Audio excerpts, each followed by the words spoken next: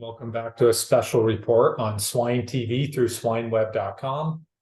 Prop 12 special report with Brent Hershey from Hershey Ag. Welcome to the program, Brent. Good to be here, Jim. I know we've talked quite a bit over the last couple of years. You're ready to talk public about Prop 12, but before we get to that, can you just give us a brief background about yourself and your company? Yeah, so it's interesting. We're just marking our 40th, starting our 41st year in business. So we've been in the pork business for over 40 years. I started in the pork business, and first sow farm that I was involved in was 150 sows. Myself and another gentleman owned that farm. And so from that, we grew the business. Our initial model was farrow to feeder pig with sow barns producing feeder pigs, and then working with farmers in the county and surrounding counties with grow out barns where we'd move the feeder pigs and grow them out. So, at that time, that was viewed as an integrator. It's very much like the chicken model. And we were producing feeder pigs and growing feeder pigs out in grow out barns. So it was a two-site production, sow birthing in the feeder pig, and then feeder pig grow out. So that started 40 years ago. So yeah, and today here we are, still doing the same thing, and we are producing wean pigs. We transitioned in the 90s. We took the nurseries off the sow houses, and we transitioned all our grow out barns to wean the finished barns away from feeder pig barns. So the model changed in the 90s. Still two-site production, but sow birthing, we call them sow birthing barns, where we breed and birth piglets, and then the grow out. So let's get to Prop 12, Brent. So your farms are now changed over, right? Correct. How was the process for you? So in the early 2000s, we saw this issue start to emerge, and it started with, as we all know, the history of states passing bans, and then it spread to other states. And it's interesting, I had exposure to the egg business. My parents were in the egg business. I was actually in the egg business in the early 2000s. And so we saw this happening on the whole egg business, a cage and nest run eggs. So when the gestation stall came into focus, we had gotten into business 40 years ago, and the gestation stall is the way everybody did it. And as that came into focus, we sat back and looked at that and said, this is really going to be hard to defend. As we really looked at that, we understood the individual treatment, and we understood that sure, we can cram more sows into a barn, absolutely, individual feed, all those things, all the science. But as we analyzed it, we said, yeah, but all that supports it except for the fact that the animal can't move around.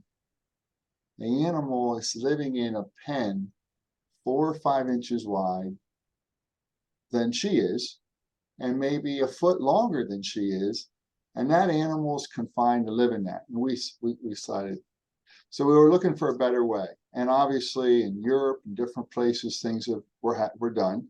And we studied that. We studied the different systems. But as this thing started to emerge in 2015, we started making plans. We started transitioning farms to have open pen housing like the Ohio standard, where we would keep them in a crate for 30 days. And then they would be in an open pen housing after that at 20 square feet. We worked with that system, started working that in 2015. In 2000, we completed all to that system. but we still were analyzing that breeding and that holding time of breeding, and still looking at the animal and seeing she's still in that crate, unable to move around. So we started seeing that this was going to come home to roost. I mean, as we thought really, the more that the public finds out about this system, we're not going to be able to defend it. And actually, so with that, we started playing around with another system, Jim. We started playing around with a conversion where we took our gestation stalls and we turned a 3 and 4 stall layout into an individual sow pen. We named that the sow condo. And so we about 2 years ago, we did a couple samples of this. We tried different sizes, we tried different things. And so we were waiting for a market that would allow us to do it. And we were waiting to see what would happen with the Supreme Court. Obviously, we all know that story.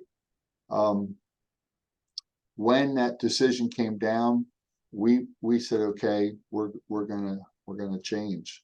So we've changed my 2 sow farms over to sow condos. And what happened then is we had open pens at the farm, but we took all the gestation crates that were being used for breeding and we eliminated them. They're gone. We transitioned them into sow condo pens, and that took capacity out of the farm.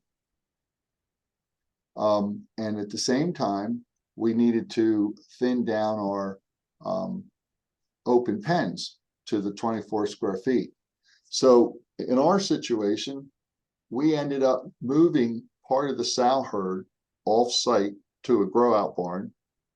And so we're actually running a sow farm at 2 sites, at our 2 sow farms right now, where we're breeding and birthing, doing all that at the main farm, but we've got part of the gestation and an off-site grow-out barn. So the plan is, and we're in the process of building additional gestation barns to house those animals back at the original sow barn. We're starting construction next week on one. The other one, we started some digging out and excavation of the other one. So we hope here by the end of the year, we will have those additional gestation barns up, and then that whole sow herd will be back at the original site. But obviously, it takes more square footage and more roof to do this. So you've been prepping for this for a while, and then when the final announcement came down this year, how did you feel?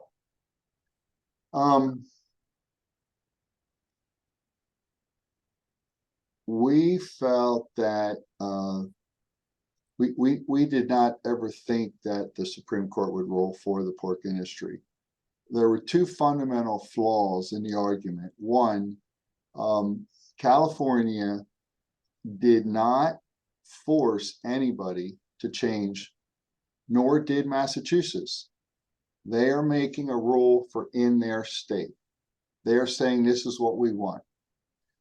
If another state or another producer from another state or any producer from Canada or Mexico or Brazil wants to sell to California, they have to comply with their rules.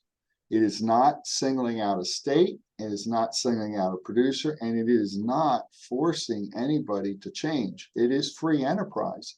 They are making a decision that this is what they want in their state. So we thought that was a very flawed argument, that they were forcing the industry. It is a change of markets. Nobody likes that. But a change of markets is not, you can say a change of markets forces change. Yes, that's true in many industries. But so we saw it as a fundamental flaw in the argument against it. The second thing is that we felt that there was a lot of thinking that they didn't understand our business, didn't understand what we did. We find it, they know exactly what we're doing. Their rules were very specific, very detailed on what they wanted, And as I read the rules, I look and think, well, they know exactly what we're doing in raising pigs. And we think that they made a decision, and really, as we educate the public or we educate our consumer about how a gestation crate works, the percentage of vote against it will just climb. And we saw that as a flawed argument. And so when it happened, I think is what we expected. So was the changeover process better, worse, or neutral than you thought? I'd say neutral. We worked with crews in the area. It went pretty well, and now we're running the system now without stalls. Do you have any more to add on the production on all new sow combos? So what I think I can say is that for the last few years, we've had the Ohio standard, where we've had animals that are moving around in these open pens after confirmed pregnant. We have noticed better sow mortalities, our animals' movement, our animals' handling, walking to the farrowing and back, leg problems with animals not being able to walk. That's pretty much went away. We are clearly seeing better sow stamina, and we think it's because the animals are in better condition, because they're able to move around and exercise, and be in a better physical condition. Our farrowing difficulties in the farrowing room dropped dramatically after these changes. We also saw shoulder sores pretty much went away in our system. It's always a challenge. And we also saw that our late gestation heat stress events, sows that get in trouble from heat waves, which we are just coming out of a heat wave right now. Today, we're the last day of a 4-day heat wave we've had in here, well in the high 90s. We're not losing sows in late gestation. Our animals they're spread out more in the pens, and we're seeing an improvement there. Actually, sows they're just better able to control heat. And as my research has shown, looking into production numbers that are coming out of Europe and people we consult with there, they've been doing this for quite a bit longer than us, and they're seeing some production numbers over there that are stellar. I mean, above the U.S. numbers. So I think we're going to be opening the door here to some opportunity. So why is the EAT spill a disaster? So our customers, as I see it, our customers have spoken, and they have spoken in California, they have spoken in Massachusetts.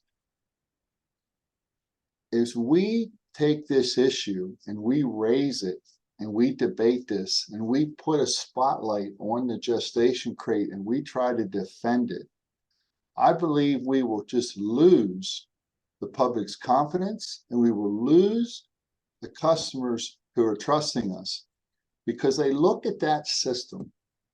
And we can argue again, I went over the points of why we got here, why it happened. It obviously is something that was done in the 70s. It became very popular.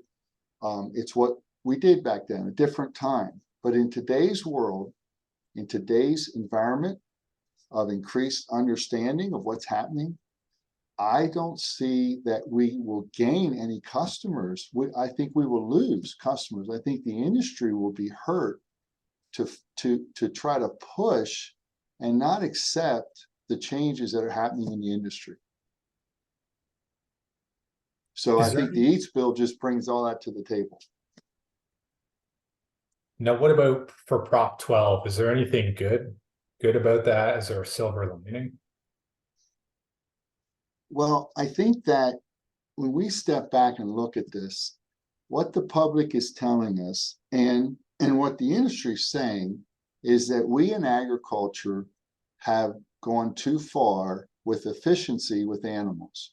We have taken this animal and put it in a housing system that, yes, it's efficient. Yes, you can get more in a house. Yes, it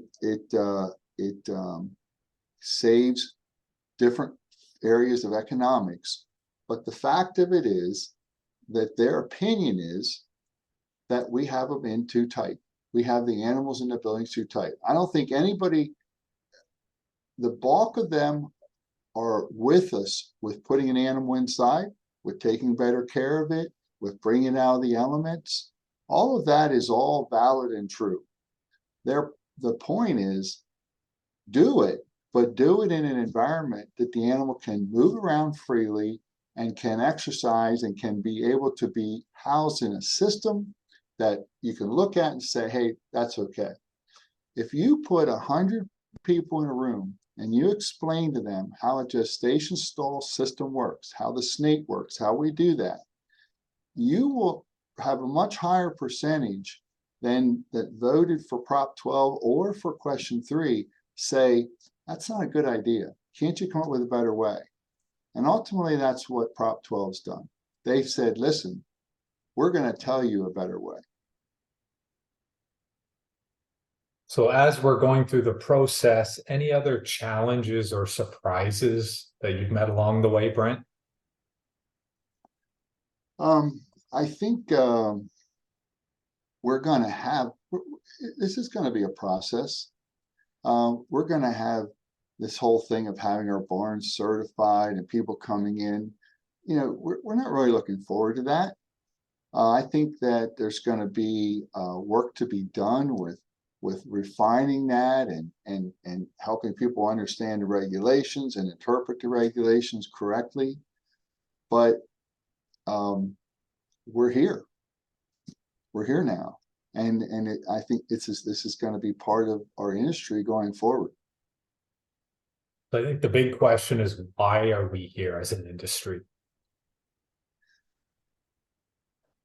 You know, if you look at any other business model, when a customer typically changes their mind about something or decides they don't want something, they stop buying it.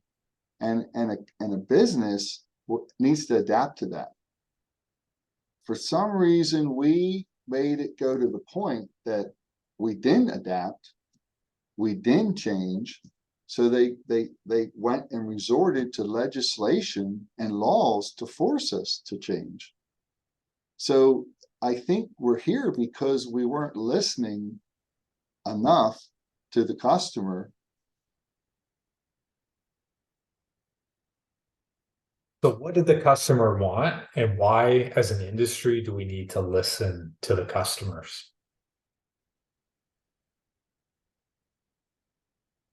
That's a tough one, Jim. What do they want? I think we tend to take a group that is fighting us and lump them all into one thing. There are many agendas in these different groups that we see as not on our side or against our industry. There are always hardliners in every group. But the bulk of the people are not hardliners. The bulk of the members of these different groups, even the people that voted to have Prop 12 come in, if we broke it down and took the percentage in there, sure, we've got a percentage in there that are against eating meat for food sources. But that percentage compared to the percentage that are just saying, hey, we like our pork chops, we like our bacon, but we think you need to just back off, give them some more room. We want to see the animal housed in a way that we can understand and say, hey, that's understandable. I think that's what we need to be listening to that group, that mainstay group. So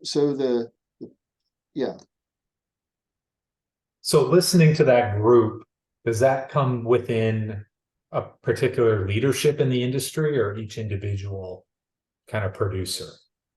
Like, how do we collectively do that? Both. Both. I think as individuals, we need to be listening to our friends and the people we know in our community. And I think then we also need to be talking with our leaders and spread and educating them about that. And just to re-summarize why you guys chose sow condos and open pen housing. We really didn't want to try to manage a gestation crate or a gestation, any type going forward. We just decided that we looked at the documentation that was going to need to be had, locking them in, unlocking them. You know, we're putting our animals, we're coming out of farrowing into a sow condo where she's individually housed. She's got all kinds of room to herself. You know, the sow's going through a pretty miserable time. She's just had this piglets weaned off of her. Her udders are full of milk. She's drying up. They're not happy. And we wanted that individual pen care during that period of time till that settled, during the time we're breeding her. And throughout the breed process, we wanted that individual pen care. And the sow condo made that workable, and it made it very understandable and simple to manage. Do you have a final thought on Prop 12, Brent, or something people have not heard to date?